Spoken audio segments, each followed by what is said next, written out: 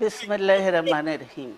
এই প্রিয় নেতৃবৃন্দ, সাইলেন্ট সহকর্মীবৃন্দ, সকল শরণার্থীগণ, আসসালামু আলাইকুম।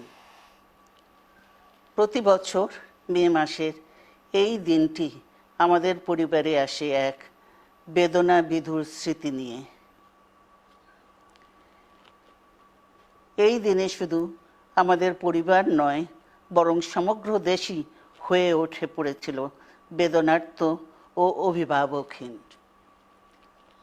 আমাদের প্রিয় মাতৃভূমি বাংলাদেশের জন্মের সাথে জড়িয়ে থাকা এক অবিচ্ছেদ্য নাম শহীদ প্রেসিডেন্ট জিয়াউর রহমান, যে চট্টগ্রাম থেকে স্বাধীনতার ঘোষণা করে তিনি এ দেশের সাথে তার নাম অবিচ্ছেদ্য করেছিলেন। সেই চট্টগ্রামেই এক সফল, সৎ, দূরদর্শী ও প্রকৃত দেশপ্রেমিক প্রেসিডেন্ট হিসেবে নিজের জীবন উৎসর্গ করেছেন।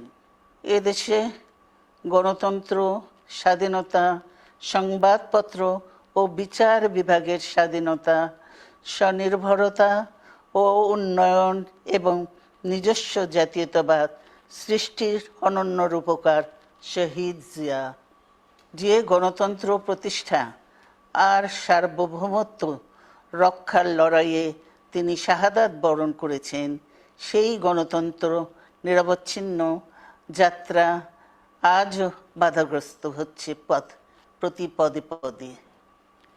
খুব শীঘ্রই আমরা বাংলাদেশকে গণতন্ত্রে পুনঃপ্রতিষ্ঠিত দেখতে পাব। এই হোক শহীদ জিয়ার শাহাদাত বার্ষিকীতে আমাদের অঙ্গীকার। এই লক্ষ্যে সুশৃঙ্খলভাবে এগিয়ে চলার জন্য আমি বিএনপির সকল পর্যায়ের নেতা কর্মী ও দেশবাসীর প্রতি আহ্বান জানাচ্ছি।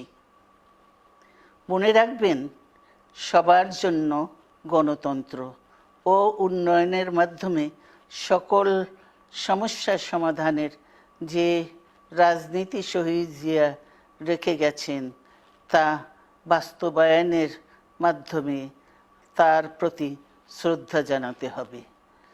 আমরা তার বিদায়ী আত্মার মাগফিরাত কামনা করছি। আল্লাহ হাফেজ। বাংলাদেশ জিন্দাবাদ।